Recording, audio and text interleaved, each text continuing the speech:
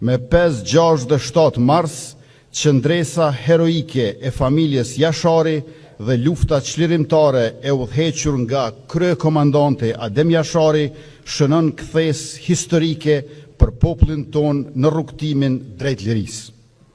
U dëshmua që kulla është më e fortë se regjimi. Dashuria për atë dheun është më e fuqishme se gjenocidi i Serbisë, dhe se liria është më e shtrejtë se jeta. Në nështrimi e dorëzimi nuk ishin opsion, prandaj fitoria ishte rezultati.